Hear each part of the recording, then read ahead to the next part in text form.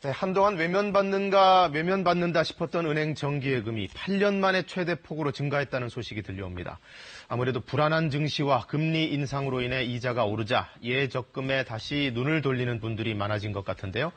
이왕 가입할 거 어떻게 하면 좀 더 좋은 혜택을 받을 수 있는지 오늘 생활경제에서 꼼꼼히 짚어드리겠습니다. 자, 김현우 소장님. 네. 작년 11월인가요? 기준금리를 1.5%에서 1.75%로 올린 적이 있는데 네. 그 이후부터 예적금 상품도 금리가 올라간 거죠? 네, 조금씩 올라가고 있습니다. 네. 아주 좋은 소식인데요. 예. 1금융권의 한 시중은행은 최고 연 6%의 금리를 주는 적금을 출시했습니다. 6%요? 예, 네. 기본금리가 1.8%인 걸 감안하면 6%는 거의 3배 이상 높은 수준인데요. 네. 출시된 지 3주도 안 돼서 이 폭발적인 인기가 계좌는 3만 계좌 이상이 개설됐고요. 네. 가입 금액이 무려 1,182억 원이 될 정도로 인기를 네. 끌고 있습니다. 그럴만하네요. 네. 그리고 이금융권 같은 경우는 더 높은 이 적금도 나왔습니다. 예. 무려 6.9%의 이자를 주는데요. 네. 이 역시 기본 금리는 3.1%인데 여기에 3.8%포인트의 우대금리를 얹어주는 거고요. 예. 이런 앞서 말씀드린 상품 같은 경우는 약간 특판의 성격이 있지만 일반적인 적금 같은 경우에도 요즘에는 3%를 넘는 적금을 흔하게 볼 수 있습니다. 6%대 금리라면은 정말 한동안 오랫동안 보지 못했던 수치인데 그렇죠.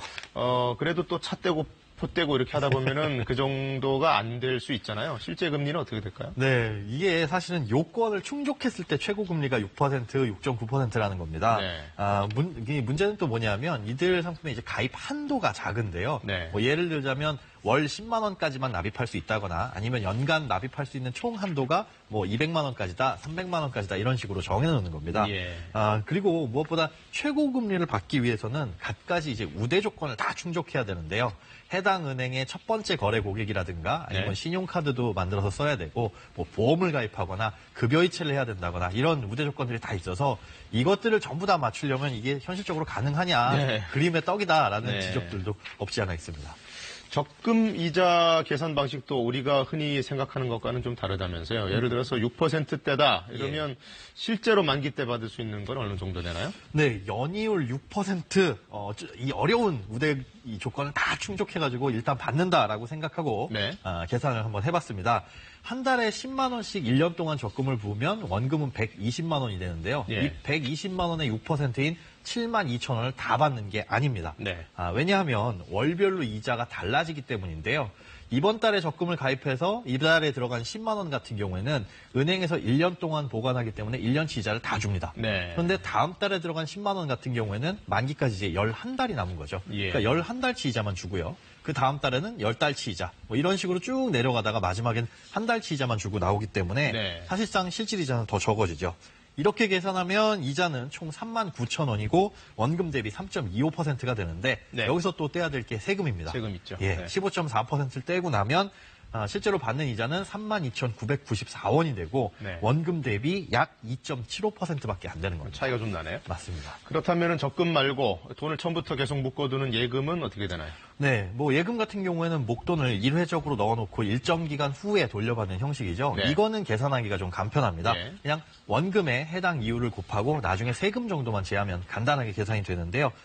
예를 들자면 연이율 5%짜리 정기 예금에 100만 원을 넣어놨다라고 한다면 100만 원의 5%인 뭐 5만 원의 이자를 받는다라고 생각하시면 간단합니다.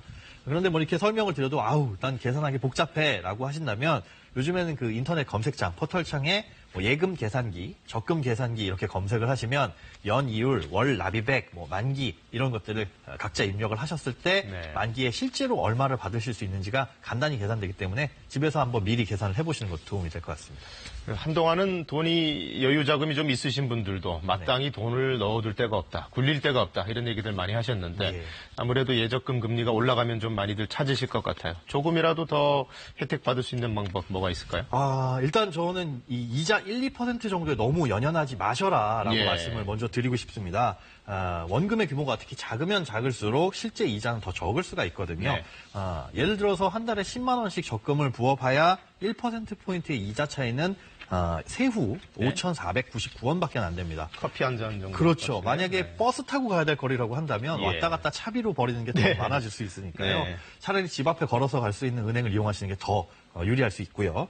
또 예적금을 가입할 때는 지금처럼 금리가 상승될 것 같다랄 때는 한 1년 정도로 짧게 가입 기간을 줄이는 게 좋습니다. 네. 작년 이맘때쯤만 하더라도 시중은행에서 2%, 3%짜리 적금이 나오면 고금리라고 했었던 걸 기억하신다면 아마 예상이 되실 겁니다. 오늘 좋은 적금을 가입했는데 1년 후에 또 좋은 적금이 나왔다. 그런데 이 중간에 깨고 다시 가입하면 이자 손해를 볼 수 있으니까요. 네. 이런 금리 상승기에는 1년 단위로 짧게 가입하시는 게 좋습니다. 그리고 참 대출 있으신 분들이 있잖아요. 네.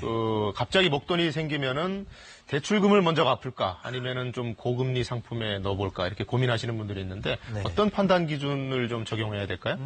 이 결론부터 말씀드리면 병행을 하라고 말씀을 드리고 싶습니다. 네. 대출이자도 올라가기 때문에 목돈으로 갚고 싶어 하시는 분들도 많은데요. 네. 비상금이 없게 되면, 즉 당장에 쓸 돈이 없이 모은 돈을 전부 다 빚 갚는 데 쓰게 됐을 때 당장에 이자가 비싼 것 때문에 그렇게 하시는 경우가 많죠. 그런데 예. 그렇게 해서 빚을 다 없애고 가지고 있는 여윳돈이 없다. 그런데 돈 쓸 일이 또 생긴다라고 한다면 네. 더 비싼 이자를 부담하면서 대출을 또 받아야 되는 경우도 있습니다. 그래서 항상 단기간 내에 쓸 돈이 뭔지 면밀히 파악을 하시고 그 돈이 준비된 다음에 남는 돈으로 대출을 상환할 것을 권장드립니다. 알겠습니다. 오늘도 좋은 정보 고맙습니다. 고맙습니다.